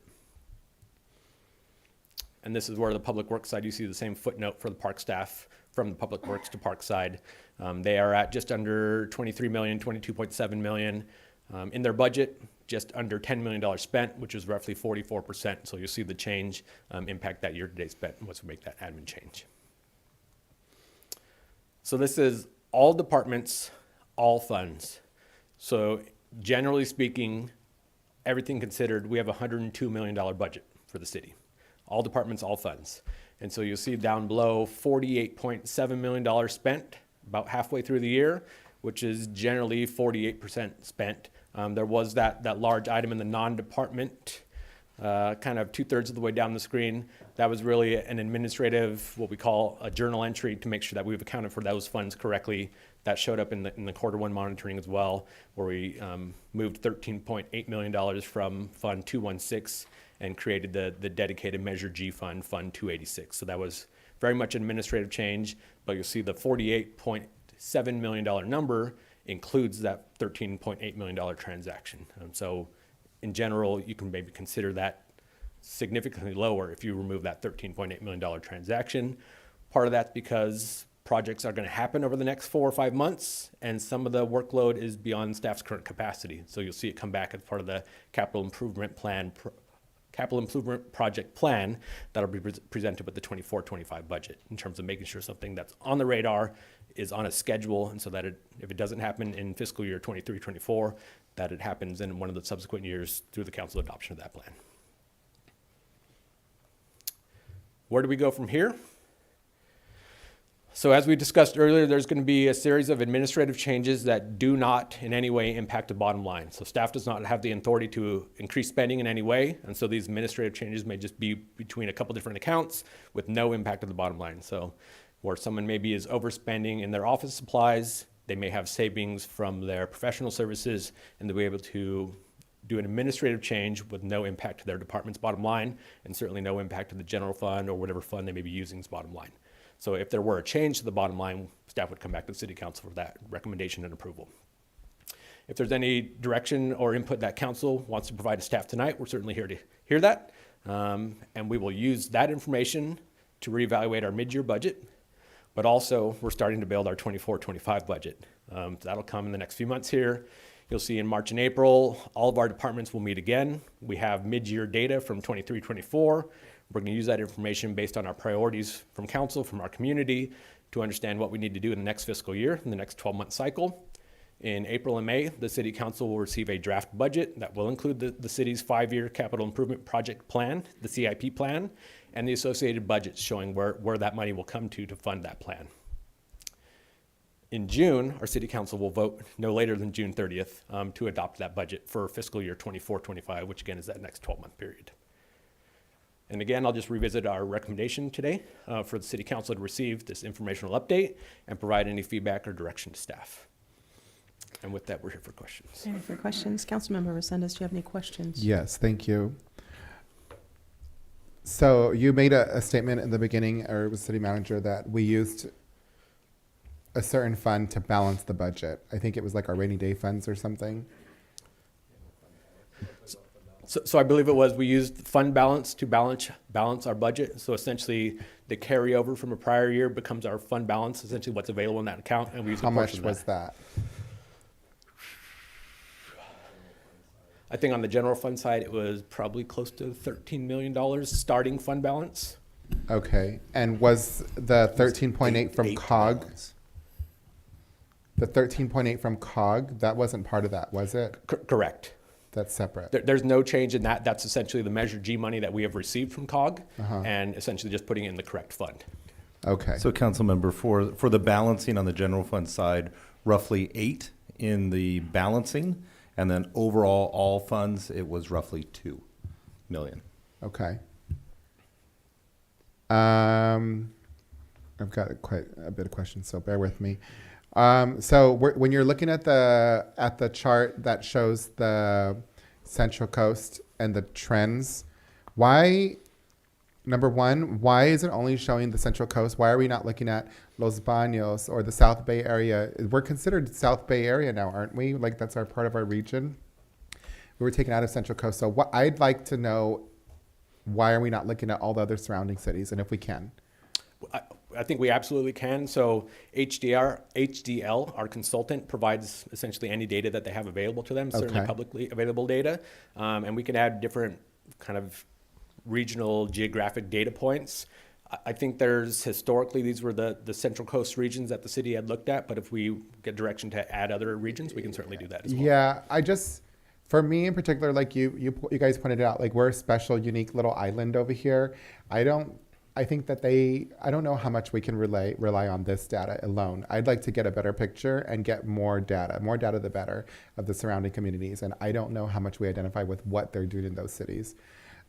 It's beautiful to look at though. And if we can compare that to all the other surrounding cities and we're still looking at those types of trends, yay for us, right? The other thing is, can we look at past trends of that data, like previous years of that data? Yes, I'm wondering absolutely. how much of it is impacted by COVID, let's say, right? Because we are a bedroom community, And I'm wondering if that impacted the workforce and the tax revenue that we're generating here. Absolutely, and we can piece that together for multi-years, maybe 5 years, so you can get a glimpse at Yes. pre-pandemic levels, Yes. where maybe a projection of growth in a normal economy, and where that could be. And that was actually an exercise that the city was required to do in recipient of the ARPA funds. So that was a useful resource, and we can show that data to see how we were pre-pandemic, what the trends have been both locally in Hollister and throughout the region, all of our neighbors. Because that'll and where that solidify, could be. yeah, macro, so this will solidify our micro. And I thought it was funny how you used that analogy about cloudy in Monterey and sunny in Hollister. That was cool, it made me chuckle. Anyway, but I think it'll solidify like the trends that we're seeing here, but I just think that it's important to get more data and bring that back to us whenever. It doesn't have to be, it can be sooner, I would think, if it's just that, if it's okay with this council. I am wondering about the airport. It was 206 over on the service and supplies. You said those are all with for CIPs? It's unusually high. I'd have to drill down to get that specific detail, unless, Jeff, do you know off the top of your head? It's okay if you don't. I'm putting you on the spot. I can certainly get that answer if we look at the line item detail of the activity in the airport line item. Yeah, I'm just wondering, and I hate to put you guys on the spot. I should probably ask these before, but some of these questions come up when you guys are doing these presentations. I think we can look for it, and if we can answer tonight, Yeah. we will. If not, we'll certainly get back to the council. Fire department. So you're going to have to walk me through this. I've been on the council for a while, and every year, like you guys noted, has been over budget when it comes to overtime. What's different about this year? Why are we not over budget now? And it's looking like you're projecting we're not going to be over budget at the end of the year. What happened? So generally speaking, potentially a budget philosophy, where, don't hold me to this number, but I think last year the budget was around $500,000 or $600,000 for overtime, even though we knew historically, if you look at 21-22 as 1.5, 2020 through 21 is 1.7, and I believe the budget philosophy at the time was to budget low, and that would cause the actual expenses to be low as well. Our budget philosophy this year looked at historical data, and we tried to budget accordingly to historical data. So what was our budget for overtime this year? 1.5? 1.5, correct, and we are projected to go just a hair over budget at that 1.7. So we're still technically over on overtime. And my concern would be like, why? What's the root cause of that issue? Why are we coming in year after year after year over budget on overtime for the fire department? There's something not right about that. And why are we not addressing that? And I hate to put you guys on the spot about that. It's just, this is something I've seen. It looks good on paper that we're saying, well, we're coming in, we're not really over budget, but we have been, and it's not normal in any type of industry, private or public, to be over budget by that much. So that's just a huge concern of mine. And what can we do to address that?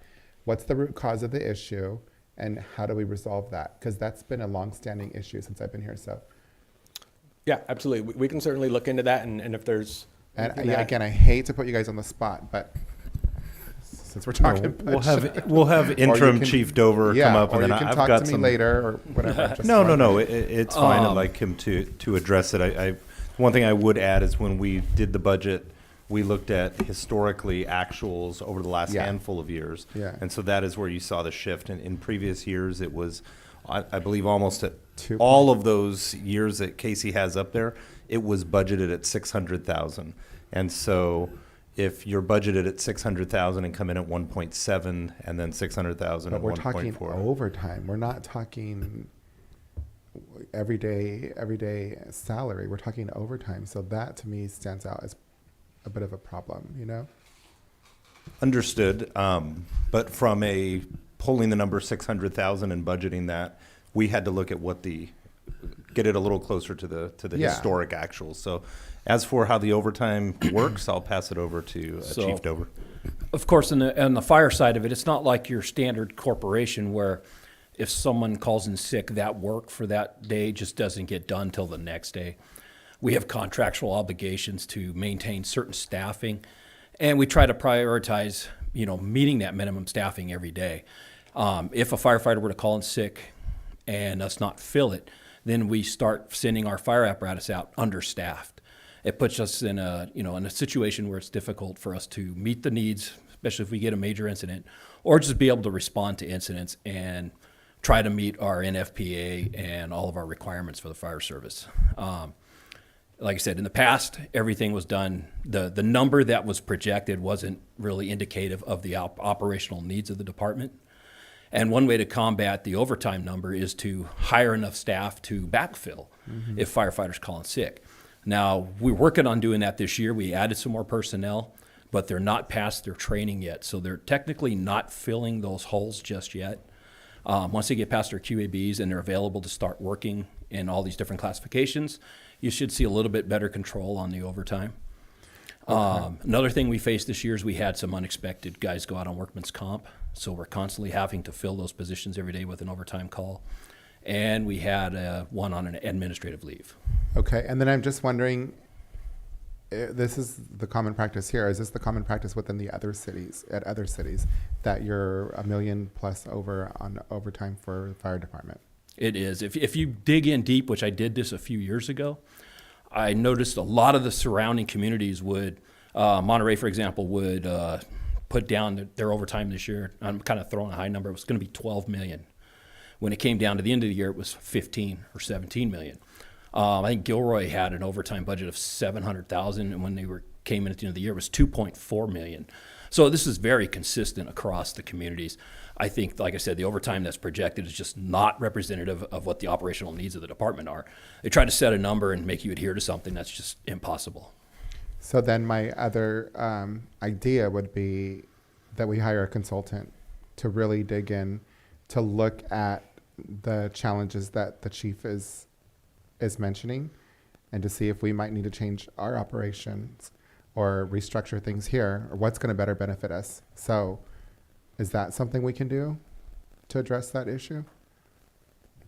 To bring a consultant on to study that, it would just take a vote of the council to develop a contract. To go out, something like that, you would go out for RFP. That would be something we'd bring to you first. So we would need to get direction via consensus. If we got that, we would bring the RFP back. That would be something that would get voted on. We'd go out through a procurement process. Okay. Ultimately select someone and bring a contract back for consideration. Okay. Thank you so much for You're explaining that to me. You answered the COG. Yeah, those are all my questions. Thank you. Councilmember Morales, questions? So, Casey, first, I just want to say great job.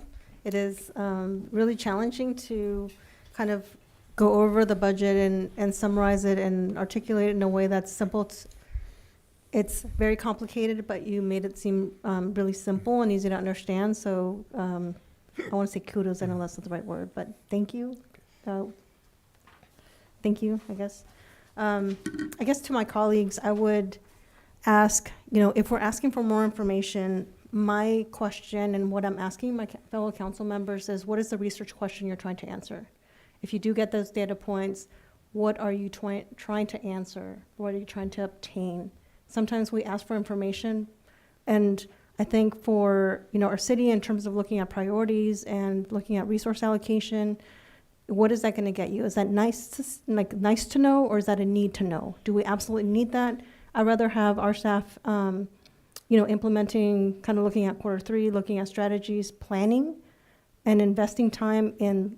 There's a lot of things that we need to do, and I would prioritize the things that we need to do versus the nice to know. And for the record, so I do know that within the budgets, you can move money around. That's really easy to do, and it's actually very common. Every organization, corporate, private, government, moves money around because nothing is an exact thing. You will never get to that penny. It's always going to be off. You're always going to be moving money around. And it's at the end of the year, if you meet your financial goals, great, but also in government, there's a lot of unpredictability because we serve the public and things happen. And so we also need to be able to look at what's happening within our community to prioritize those needs and making sure that our community is safe and gets what they need. So with that, thank you all for doing a wonderful job with all of your departments and your budgets. It is very clear that you're all working really hard, and and that's what leadership does, is leaders look at investing, planning, strategizing, motivating staff, and working within And I know that the city of Hollister, all of our employees really are just extraordinary at looking at the resources and just maximizing that to where I haven't seen in any other jurisdiction. So I just want to say thank you so much for working. We are extremely lucky to have not only the department heads that we have, but also every single employee that just loves to be here and is working really hard to serve our community. So thank you very much. I'm not sure if I have questions at this point. I mean, a lot of them have been asked already. I do want to say thank you as well, because it is a very complex topic and you make it easy to understand. So thank you for that, and thank you to everyone who's working so hard to keep your budgets in line. And Chief Dover, thank you for explaining that this is an industry-wide issue. It's not a Hollister issue. So I have no interest in doing a study to find out that this is something that's happening. It's very hard to keep staffing when you don't know what you're going to need, when there's emergencies. So I get it. I think at this point, do we have any public comment on this? Mayor Casey, there's no public comments for this item. Okay, so do we have any other discussion, or are we done? Thank you so much. Appreciate it. All right. Well, it's 8:15 and we're already at informational reports. This is good. So, Councilmember Resendez, do you have anything to report? Thank you. I do. So again, I think that we need to know why one of our departments comes over budget by $500,000 or more every single year since I've been here on the city council. It's pretty important.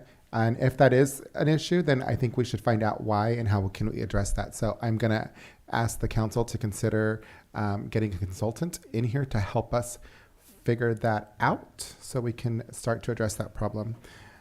So that's on the table. Also, a young lady, a Hollister Baylor by the name of Elisa Hernandez, played out of the country in El Salvador with a soccer team, and I'm hoping that we can agendize her and recognize her for her efforts in representing our city and on an international level. Those are my two things. Thank you. Thank you, Councilmember Morales. I don't have anything. Okay. So as far as committee work, last week we had the Animal Control Ad Hoc Committee, and we discussed, and I was asked to bring back, and I fully support the idea of amending the SNP bus contract to add vaccination of feral cats. One of the things that was brought up and discussed, particularly by our Deanna Barth, who does a lot of the wildlife work here, is that if we have feral cats that are sick with rabies or parvo, they can infect wildlife. They can also infect our domestic pets. So it's pretty important. And also, SNP has indicated that they are willing to provide the vaccinations at cost, which is pretty significant because they buy in very large bulk, so they can get it at a very reduced rate.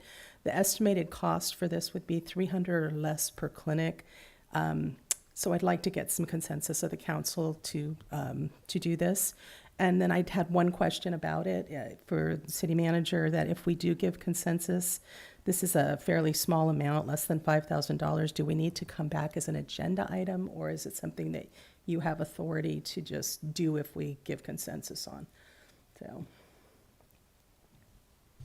So it would require a contract amendment at 300 a clinic. I believe we would still be within my purchasing authority to amend. So we've got to do the consensus on it then. Okay, and then had a meeting for LAFCO with Mayor Friels of San Juan Bautista in order to do city selection for the alternate person that sits on LAFCO for the city. We alternate. Some years it's Hollister, some years it's San Juan Bautista, council member that serves as the alternate. It's a little nebulous as to how long the term is supposed to be, so it wasn't very clear. I know that Hollister had the city alternate position for a number of years. Last year we had San Juan Councilmember E.J. Sabatia appointed, so what we opted is to just renew and have E.J. Sabatia sit this year as the alternate, and then we're going to follow up with our new LAFCO attorney to get clearer direction on if we should be doing this every year or, have a term. So there was that. Intergovernmental committee, we had a discussion around Pinnacles National Park and naming it the home of Pinnacles National Park, our county. And so they want to work on promoting tourism, and they want to invite folks from various agencies and groups to come in and have some further discussion on that. So that'll be happening at future meetings. On COG, we had a special meeting to approve the contract for our new legal counsel, Sloan and Sakai. And that's pretty exciting because these are attorneys that specialize in transportation, and they're going to be pretty invaluable at helping us to negotiate on contracts, especially like with Caltrans. So also attended a leadership forum for economic development. This was a pretty big deal. The president of Cal ED was there, as well as a program director, and they kind of gave us the nuts and bolts around economic development, what it is, and also discussing the priorities that were outlined in the EDC's SEDS report. So we had some really valuable discussion and Q&A on how to overcome some of the obstacles that San Benito County faces. So that's the committee assignments. As far as just report out, I would like to see us, we've talked about it before, but last year we didn't manage to have an actual workshop on goal setting and priorities. And I'd really like to see that happen this year before we get to the meat of the budget. And I'd like to have it facilitated by an expert, so I'm looking for council consensus on this. Because it'll allow us to work together and develop our goals and priorities, and that's going to drive everything we do, including helping with the budget. And last year, we didn't actually have a workshop. We ended up with a 1-hour session where we all just kind of talked about things that are important, but we didn't really come up with a good goal setting. So I'm hoping we can get consensus on that. Also, one of my big priorities is the revitalization downtown. And so I'm asking if we can look at bringing back an agenda item or discussion around creating like a parking and green spaces program for downtown. Part of what makes the downtown vibrant is how easy it is to park and get into the downtown area. And with our parklets, we lost a lot of parking space. So I'd like to look at how we can improve that. And also green space has been shown to be a really add vibrancy downtown. So I know we're also doing individual improvements at Dunn Park, but maybe we could even look at a master plan to really update and revitalize it. It was once like this jewel of the downtown, and it was a place where everybody gathered. So it'd be nice to bring that, bring that back. So yeah, just looking for consensus to bring it back as a discussion item, and perhaps city manager could share with us if there's any specific funds that are out there available that might fall into those categories at all to help us if we wanted to do some work in that area. And then the last thing is I wanted to see if we could bring back the inclusionary housing ordinance. We didn't have full attendance when it was at last addressed, and so the item did not move forward, but I'd really like to see us adopt an inclusionary housing ordinance as soon as possible. So I'm requesting consensus to bring it back, and I know we can't bring back the exact same ordinance, so I'm asking to bring it back with a change in the breakdown of the 15% affordable from the proposed 7-5-3 split to a 6-5-4 split. So that'll change it so that we can actually address it again. And Councilmember Burns, at the time we did review it, was talking about learning from planning department, had talked about some creative ways to do alternative compliance. So perhaps they could bring back a little list for us to discuss as a part of that. And that's all I got. Did you have any items that you wanted to? No, I just want to allow staff time to go through the items that we had identified as priorities.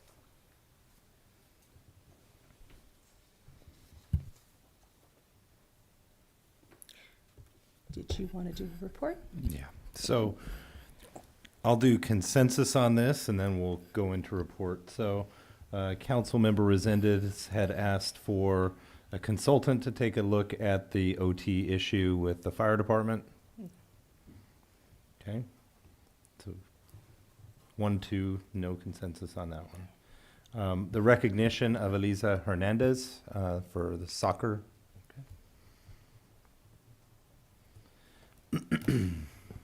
Looking at amending the SNP bus contract to include vaccines at $300 a clinic. Is that through your discretionary funds? No, it would be just budget.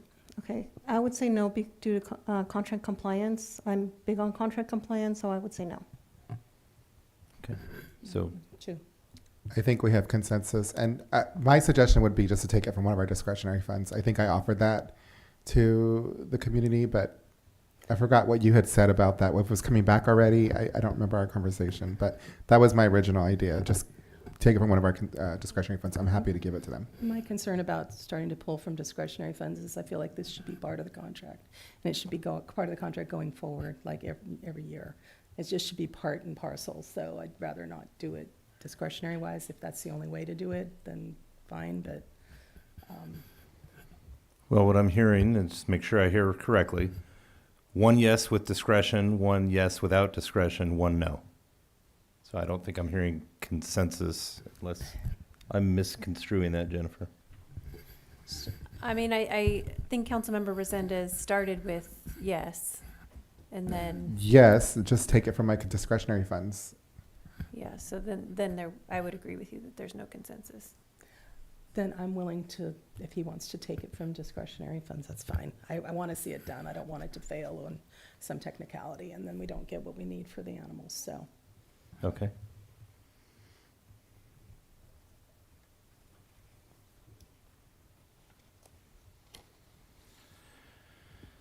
Bringing in a consultant to conduct a goal setting and council priorities workshop in coordination with the budgeting process. Okay, 2 to 1. A parking and green space program, I'll probably agendize that. We'll probably need a little bit more information before I could bring forward a meaningful Don't item. you need consensus to agendize it, though? Yeah, so maybe. I'm not really clear on what that is. I'll be Yeah, I honest mean, with we, you, we would Madam bring Mayor. Just to look at, they're just ways to revitalize the downtown, and one of the big issues is parking, and then we have no green space downtown, so it would just allow us to look at if we have funding that's sitting there that we could do something with, perhaps work on getting more parking downtown. There's vacant lots that are sitting there that we might be able to do something with to create more parking downtown or to create a green space downtown. It's just to. Okay, so a discussion on looking at perhaps some of the vacant lots in town to either to provide increased parking for the community or green space through. Yeah, but just look at it and see. I know there's a lot of different funds. I know you've talked about park funds, and I just don't know what we have, funding-wise that might be able to cover some of that. So I'm hoping you can bring some information about that as well. Okay. So. Do I have a consensus on that? Okay. Looking at funding options for a Dunn Park master plan. We could bring something forward. Conducting a master plan is a pricey endeavor. So what we could do is look at gathering quotes and. Yeah, I'm sorry I wasn't clear on that. I was thinking of it as part of that overall bringing it back and discussing green spaces. Is that something that might be, talked about? And I wasn't trying to do it as a separate item, so. She wants them lumped together, the downtown Okay. parking. Yeah, and we could- open we could space bring with the both. I We'll mean- just bring it back and talk about it and Okay. what we'd want to see and Okay. deal with it from there. And then bringing inclusionary housing back with at 15% with a 6-5-4 split and a listing of alternative compliance options as requested by Councilmember Burns at the last meeting. I do have a question for the city attorney on that. The mayor stated that this is significant enough of a change to bring it back. Is that true? I would say yes, just based on hearing the conversation when it was first last considered. Those were some of the kind of sticking points. So if those are changed, it would be something new for council to Okay. consider. I'm all for it. And that is the end of the items that I have to seek consensus for. All right, so no, that's it for you, or did you have a report out that you Sure, wanted to I do? can give a report out. I had the good fortune of attending the League of California Cities City Managers Conference on the week of February, it was actually February 6th through 8th. And so that's a conference designed, it's more of a staff level conference. Typically what you see is city managers and assistant city managers, which is great because it's a smaller conference with smaller workshops. I was able to attend workshops around economic development, ballot measures that are coming forward, similar to Mr. Lamelli's presentation, as well as resident engagement strategies, as well as organizational culture and ethics courses. So I appreciate the opportunity to attend. And then I do know that our airport director recently attended a conference for airport operators, as well as Mr. Astorga attending a risk-based conference. At the same time, I was at the conference. So your staff is out at very valuable trainings, and we appreciate the opportunity. Great. Did you have any staff that were going to do report outs? Not at this time. Okay. All right, so unless there's anything further, do we have a motion to adjourn? So moved. Is there a second? Second. All those in favor? Aye. Aye. Motion carries 3-0. Meeting's now adjourned.